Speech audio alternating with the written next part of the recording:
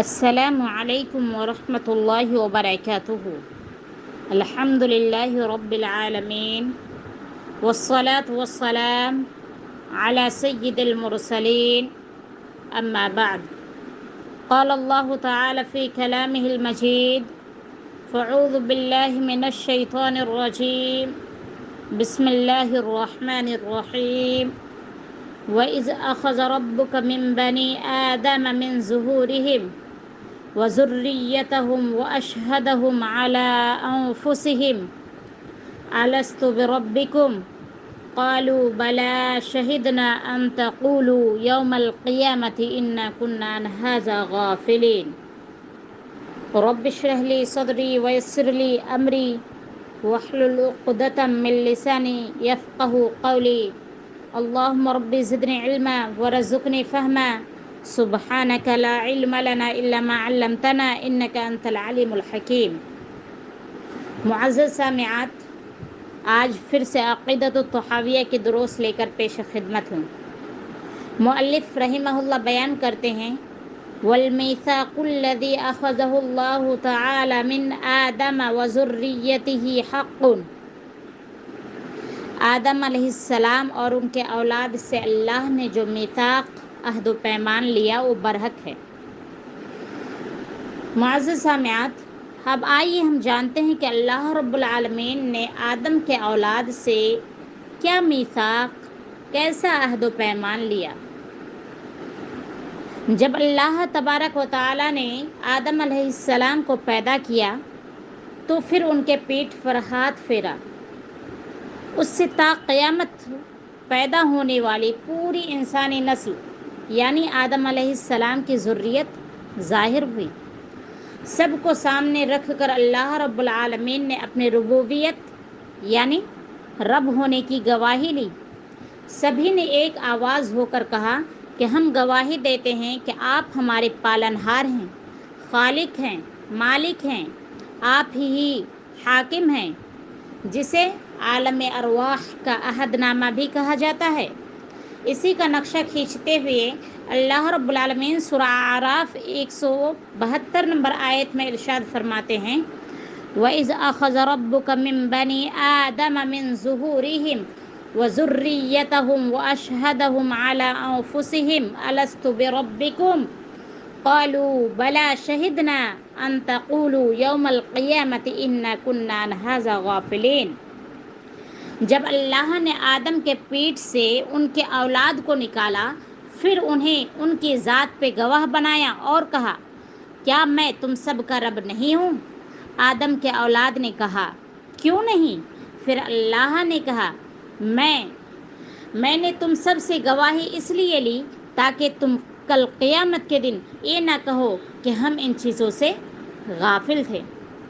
اللہ رب العالمین کے اس آیت کریمہ سے ہمیں یہ معلوم ہوا کہ رب نے پوری مخلوق سے اپنی ربوبیت کی گواہی لے چکا ہے، اور تذکیر کے طور پہ گاہے بگاہے انبیاء و رسل اور کتابیں بھی ہمیں سیدھی راہ پر گامزن رکھنے کے لیے بھیجتا رہا ہے، تاکہ ہم ضلالت و گمراہی کی کھائی میں نہ گریں اور توحید کو اپنے سینے سے سجائے رکھیں اور اس کے تقاضوں کو پورا کرتے رہیں۔ آگے مؤلف رحمہ اللہ بیان کرتے ہیں، وَقَدْ عَلِمَ اللَّهُ تَعَالَى فِيمَا لَمْ يَزَلْ عَدَدَ مَنْ يَدْخُلُ الْجَنَّةَ وَعَدَدَ مَنْ يَدْخُلُ النَّارَ جُمْلَةً وَاحِدَةً فَلَا يُزَادُ فِي ذَلِكَ الْعَدَدُ وَلَا يَنْقُصُ مِنْهُ۔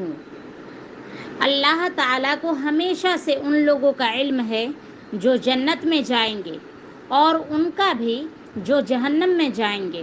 اس میں نہ کسی کا اضافہ ہوگا اور نہ کمی ہوگی۔ آئیے اس عبارت کی توضیح کی جانب چلتے ہیں۔ مؤلف رحمہ اللہ مذکورہ عبارت کے ذریعے سنن ترمذی میں عبداللہ بن عمر کی جو روایت ہے، اس حدیث کی طرف اشارہ کر رہے ہیں کہ آپ صلی اللہ علیہ وسلم تشریف لائے۔ آپ کے دائیں اور بائیں دونوں ہاتھوں میں 2 کتابیں تھیں۔ آپ نے فرمایا، اے میرے پیارے اصحاب، کیا تمہیں معلوم ہے کہ ان دونوں کتابوں کے تعلق سے کہ ان دونوں کتابوں میں کیا ہے؟ سبھی نے کہا، اللہ ورسولہ اعلم، یعنی اللہ اور اس کے رسول بہتر جانتے ہیں۔ آپ نے اپنے داہنے ہاتھ والی کتاب کے متعلق فرمایا، یہ رب دو جہاں کی کتاب ہے، اس میں تا قیامت آنے والے تمام جنتیوں کا، ان کے آباء و اجداد کا، ان کے قبیلے کا نام درج ہے۔ مزید اس کتاب میں کسی قسم کی بڑھوتری نہیں ہوگی اور نہ ہی اس کتاب کے ناموں میں کوئی کمی آئے گی۔ اور بائیں ہاتھ میں رکھی ہوئی کتاب کے متعلق فرمایا کہ اس میں جہنمیوں کا نام درج ہے، اب نہ اس میں کسی طرح کی کوئی کمی و بیشی پیش آنے والی ہے۔ صحابہ نے کہا، جب ہمارے رب تقدیر کے کام سے فارغ ہو چکے ہیں تو پھر عمل کس لیے کریں؟ تو آپ صلی اللہ علیہ وسلم نے فرمایا، اہل جنت کا خاتمہ جنتیوں کے اعمال پہ ہوتے ہیں، خواہ وہ کیسا بھی عمل کرتا رہا ہو۔ اسی طرح اہل جہنم کا خاتمہ جہنمیوں کے اعمال پر ہوتے ہیں، خواہ کیسا بھی عمل کیوں نہ کرتا رہا ہو۔ پھر آپ نے دونوں کتاب کے متعلق فرمایا، تمہارا رب تقدیر سے فارغ ہو چکا ہے، ہر چیز اس کے علم و ادراک میں موجود ہے۔ ایک جماعت جنت میں ہوگی اور ایک جماعت جہنم میں ہوگی۔ آگے مؤلف رحمہ اللہ بیان کرتے ہیں، وَكَذَلِكَ أَفْعَالُهُمْ فِي مَا عَلِمَ مِنْهُمْ أَنْ يَفْعَلُوهُ وَكُلُّ مُيَسَّرٌ لِمَا خُلِقَ لَهُ وَالْأَعْمَالُ بِالْخَوَاتِيمِ وَالسَّعِيدُ مَنْ سَعِدَ بِقَضَاءِ اللَّهِ وَالشَّقِيُّ مَنْ شَقِيَ بِقَضَاءِ اللَّهِ۔ لوگوں کے وہ افعال بھی اللہ کے علم میں ہیں جو مستقبل میں انجام دینے والے ہیں۔ ہر آدمی کے لیے وہی کام میسر اور سہل ہے جس کے لیے اسے پیدا کیا گیا ہے۔ اعمال کا دار و مدار خاتمہ پر ہے۔ نیک بخت خوش نصیب انسان وہی ہے جس کے حق میں تقدیر ہو، اور بدبخت وہ ہے جس کے حق میں تقدیر الہی نہیں، یعنی اس کے خلاف ہو۔ آئیے اس عبارت کی توضیح کی جانب چلتے ہیں اور اس عبارت کو اچھی طرح سے سمجھتے ہیں۔ پہلے جملے میں مؤلف رحمہ اللہ تقدیر کے پہلے درجے کی طرف اشارہ کر رہے ہیں جس پر ایمان و یقین رکھنا لازم ہے۔ اس کے بغیر تقدیر پر ایمان رکھنا مکمل نہیں ہوتا۔ تقدیر کی بنیادی طور پر 4 مراتب ہیں۔ ان میں سے سب سے پہلا درجہ علم ہے۔ کائنات کا ذرہ ذرہ رب کے علم میں موجود ہے۔ دلیل کیا ہے؟ سورہ طلاق آیت نمبر 12 میں اللہ رب العالمین کا ارشاد ہے، وَأَنَّ اللَّهَ قَدْ أَحَاطَ بِكُلِّ شَيْءٍ عِلْمًا۔ ہر چیز کا علم اللہ رب العالمین کے پاس موجود ہے۔ ہر حرکت رب کے علم میں درج کیا ہوا ہے۔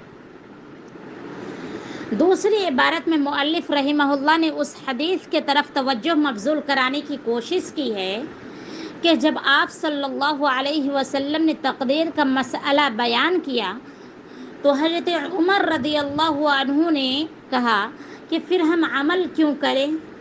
جب تقدیر لکھی جا چکی ہے، قلم خشک ہو چکا ہے، تو آپ صلی اللہ علیہ وسلم نے کیا فرمایا؟ کلا لا ینال الا بعلم، نہیں، ایسی کوئی بات نہیں ہے، بلکہ جنت اور جہنم کا حصول بغیر عمل کے ممکن نہیں ہے۔ پھر حضرت عمر رضی اللہ عنہ نے کہا، اذن نجتہد، پھر ہم تو اللہ کی عبادت میں سختی سے محنت کریں گے، تقدیر پر بھروسہ کر کے ہاتھ پہ ہاتھ رکھ کے نہیں بیٹھیں گے، بلکہ عمل کر کے جنت کو ممکن الحصول بنائیں گے۔ اعمال کا دار و مدار خاتمے پر ہے۔ اس جملہ کو بیان کر کے لوگوں کی توجہ صحیح بخاری کی اس حدیث کے جانب مؤلف مبذول کرانا چاہ رہے ہیں کہ جو سہل بن سعد الساعدی رضی اللہ عنہ سے مروی ہے کہ نبی اکرم صلی اللہ علیہ وسلم نے ارشاد فرمایا، وَإِنَّمَا الْأَعْمَالُ بِالْخَوَاتِيمِ، کہ اعمال کا دار و مدار خاتمے پر ہے۔ یہ حدیث ہمیں یہ بتاتی ہے کہ زندگی کے ہر شعبے میں تقوی کو لازم پکڑنی چاہیے، منکرات سے پرہیز کرنا چاہیے، تاکہ کسی بھی حالت میں کبھی بھی اگر ہمیں موت آ جائے تو ہماری موت، ہماری وفات ایمان کے حالت میں ہو، صداقت کے حالت میں ہو۔ آخری عبارت ابو ہریرہ رضی اللہ عنہ سے مروی ہے، جو مرفوع روایت ہے، اسی حدیث کی ترجمانی ہے کہ بدبخت ہے وہ شخص جو اپنے ماں کے پیٹ میں ہی بدبخت لکھ دیا گیا ہو، نیک بخت ہے وہ شخص جو اپنے ماں کے رحم میں ہی نیک لکھ دیا گیا ہو۔ عبداللہ بن مسعود رضی اللہ عنہ کی وہ روایت کسے نہیں معلوم جس میں مذکور ہے کہ نطفے کے اوپر مختلف یعنی 3 مراحل گزرنے پر رب دو جہاں کی جانب سے فرشتے کی آمد ہوتی ہے، وہ جہاں رب کے حکم سے رزق کی تقدیر لکھتا ہے، وہیں مذکر و مؤنث ہونے کی تعین بھی کرتا ہے، اور آخر میں چل کے اس کی شقاوت یا سعادت کی تمیز بھی کرتا ہے۔ اسی چیز کا ذکر ابو ہریرہ رضی اللہ عنہ کی روایت میں بھی موجود ہے۔ السعید من سعد فی بطن امہ والشقی من شقی فی بطن امہ، یعنی نیک ہے وہ شخص جو اپنے ماں کے پیٹ میں ہی نیک لکھ دیا جائے، بدبخت ہے وہ شخص جو اپنے ماں کے پیٹ میں ہی بدبخت لکھ دیا جائے۔ انہی چند باتوں پہ میں آج کا درس ختم کرتی ہوں۔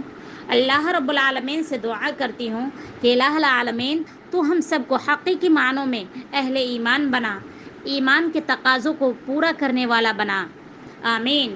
سبحان ربک رب العزت عما یصفون وسلام علی المرسلین والحمد للہ رب العالمین وصلی اللہ علی نبینا محمد وسلم، والسلام علیکم ورحمۃ اللہ وبرکاتہ۔